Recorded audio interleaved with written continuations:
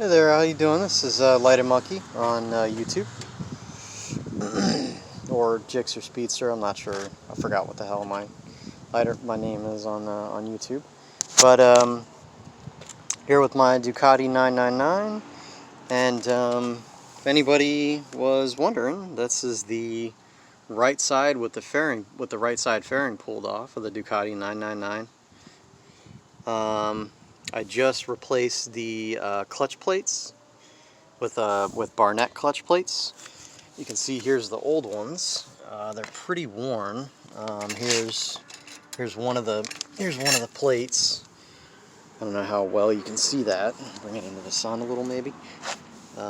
There's no material on that plate. There we go. Maybe you can see it a little bit better.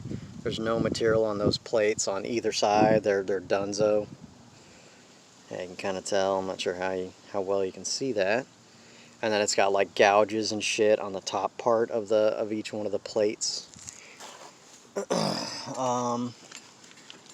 Sorry, picture of the floor there. Awesome, of a towel. Sorry about that. Yeah, I got the Speedmoto. This one was just on its stock. Speedmoto pressure plate. And with the with the springs and caps on it. I'm going to replace it with one from Desmo Motors. Here's the clutch cover right there. I'm going to replace this as well, but I can't even find this. I was looking for like P-Moto, clutch cover. I don't even know where the guy got it, where he originally got it. From I don't know. I tried looking up P-Moto. I tried all kinds of stuff. I could not find it. But yeah, you can see these are the Barnett friction plates. Friction plates and steel middle plates. I forgot what you call them. Or I'm sorry, this is a clutch plate. Those are the friction plates. Got the steel, steel friction plates, and you can tell right away that there's a significant. Here, just hold on just a sec. I'm going to compare the two. You can tell right away that there is a significant, a little bit thickness difference. Well, these Barnett ones, well, maybe not. Maybe about the same. The Barnett ones are kind of more of a racing clutch plate, I suppose. You can definitely tell a weight difference for sure. This is definitely lighter weight. The Barnett clutch plates. They're less resistance, less rotating mass, I'm going to assume, so, better for racing, that kind of thing. And on this Ducati 999, there was a total of 9 friction plates and 9 clutch plates. Hold on, let me get this. It's about to blow away. The set came with 10. Of the Barnett clutch plates and friction plates, and then if you get a Barnett clutch set, they do come with the friction plates oiled, just to prevent rust while they're in the packaging. What I did, I just took some industrial purple degreaser and just took all the oil off. You want to make sure you scrub that off real good.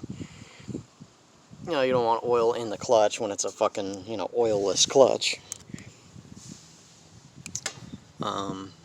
Yeah, and I mean, the great fitment. It fit really nice. I would assume someone else did the clutch once, just because, for one thing, the pressure plate's different. I don't think the basket's ever been replaced, or the inner, I don't know what you call that. I think that's the hub inside there with the teeth on it and stuff. I think that's the hub. I doubt that's ever been replaced, but I plan to, maybe in the future.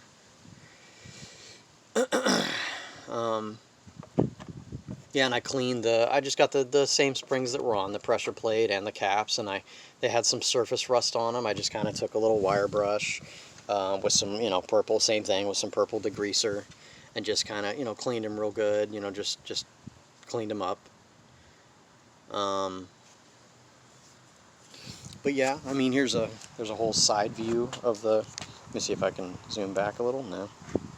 There's a whole side view of the Ducati. Here we go. I can kind of tilt the camera to the side. There we go.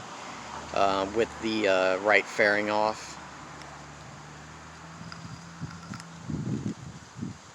So, you know, the looking good.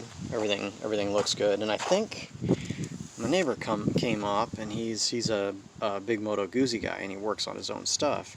I think if I ever need to replace the timing belt, I believe it's this cover should, you know, and it looks like, from what I can tell, it looks like I'll have to refer to the manual or something. It looks like this cover kind of comes off in sections, from what I can tell just by looking. So that's not, like, that looks like that won't be a crazy ordeal if I do have to replace the timing belt, and I'll try to do it myself if I can. But I mean, you can see, I mean, people say Ducatis are maybe hard to work on, but I mean, like, with this right fairing off, everything you can get to most stuff, you know.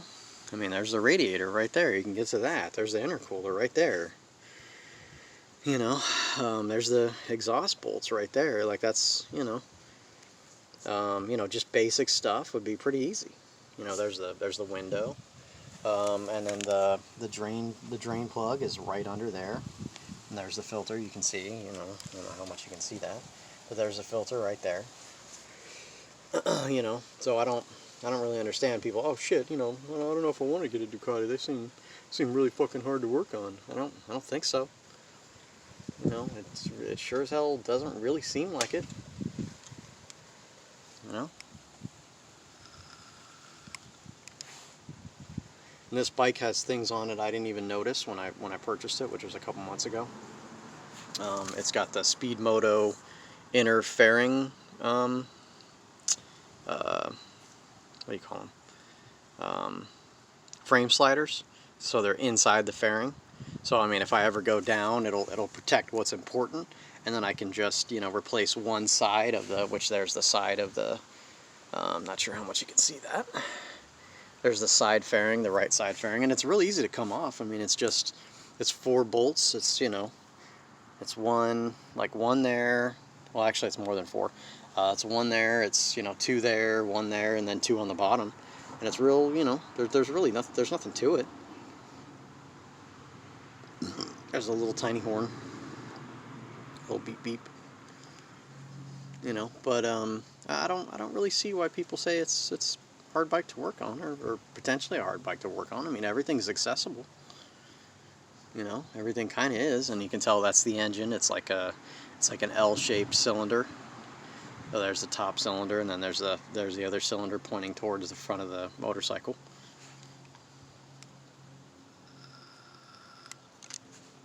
And yeah, this Speed Moto pressure plate is pretty good, but I think I'm gonna go ahead and replace it.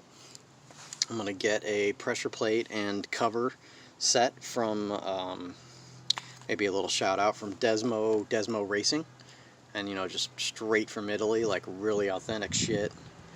And it's not, pricing's not bad, you know, for a pressure plate and the cover. I'm looking at maybe, let's see, 230, something like that, I think. I'd have to check, but it's you know, about that. 120, about 120 for the cover, or something like that, and the pressure plate by itself with the springs and all that, the few that I was looking at. I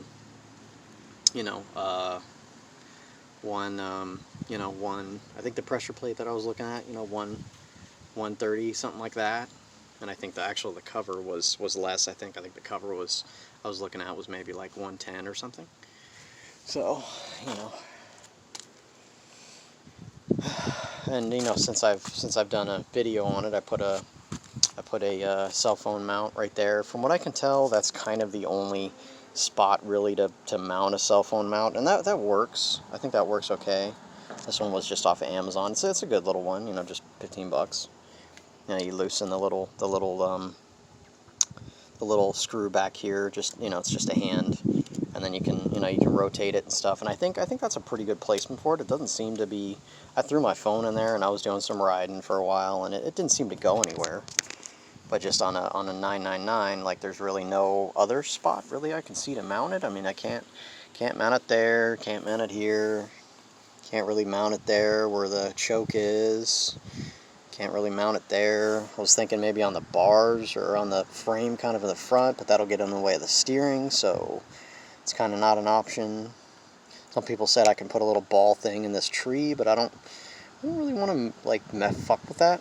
So I mean, this seems to work like this, and it's pretty fucking steady. Like I tightened it all the way down. I put my phone in there like I said, and it's, you know, it didn't go anywhere.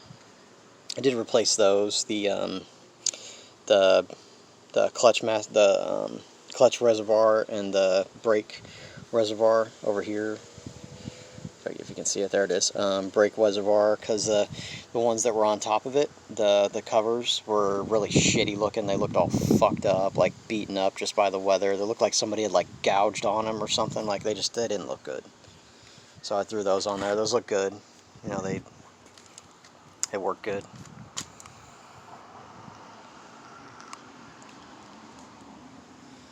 But yeah, I had another mystery that somebody actually told me about. I'm not going to show my plate. People black it out for some reason. One thing that my neighbor came up, he's like I said, he's a pretty big Moto Guzzi guy, and he came up and he let me know something, because I was curious as to what happened here. Like you can see little, oh, that's my vape hitting. I didn't mean to do that. You can see like little gouges. I don't know if the camera can pick it up, but there's little gouges in this back rest. You know, right there. Not sure how well the camera can pick it up. It's like here, and then there's one like right over here. You know, the fucking Olean shock right there has some gouges, and you can probably pick that. Yeah, okay, you can see that. And I was curious as to what the hell was happening. What the hell happened?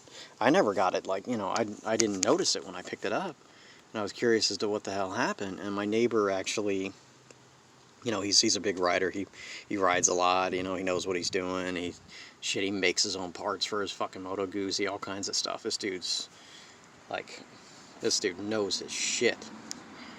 You know, he makes his own tools to work on his fucking Moto Guzzi. And he came up with something that what might have happened is the chain might have snapped at high speed with like the previous owner.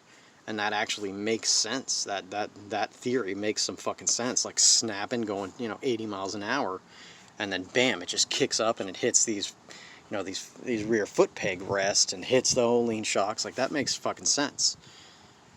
So yeah, I mean, at least I know that now. You know, because yeah, I was curious as to what the hell actually happened. I was racking my brain trying to figure it out. But you know, here's the left side. You know, pretty good shape, and I think the chain, and now that he said that too, that makes more sense, because it's a little dirty right now, but I was looking at the chain, I was looking at the sprocket, I was looking at the inner sprocket, you know, the small sprocket right there.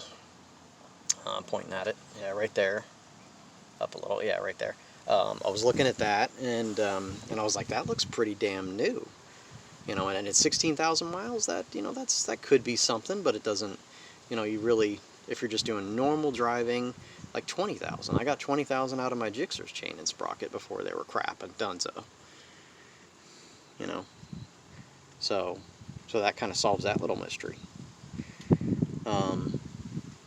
But yeah, I'm gonna replace these, just because, I mean, the finish on these kind of looks like crap, you know, on a really nice, awesome looking motorcycle. And there's chrome and all, you know, chrome on the clutch, chrome on the fucking on the brake, and I don't know if that's stock. Not sure. Maybe. I'd have to look at another 999 to see. But yeah, that solves that mystery. So I was actually real ecstatic for him when he told me that, and I was like, oh shit, okay, that's probably what it was, I guess. Yeah. But yeah, got a Sergeant seat on it, which it's not the most comfortable seat. I kind of this little part's kind of poking me in my ass, especially this one, like pokes me in my right butt cheek when I'm riding. So, and I might replace this, just because, I mean, there's certain stuff that just looks like it doesn't fit on the motorcycle, you know. Like you got that was a part. You know, you got a real nice motorcycle, chrome, black everywhere, carbon fiber, and a lot of areas, and then you got like, and then you got the crap like unfinished like look of these pegs and possibly the kickstand, you know, and the fucking little tank, you know, the fill cap on the tank, you know. So I'm gonna put another running video up on YouTube in a little while. I tried to capture a good one on my phone, but it blew out the damn speaker because this thing's so fucking loud with that Termignani exhaust. I think that's how you say it, Termignani. Yeah, blew out the goddamn speaker on my phone, so it sounded like shit. But yeah, thanks for watching, and you know, look forward to that video. Have a good one.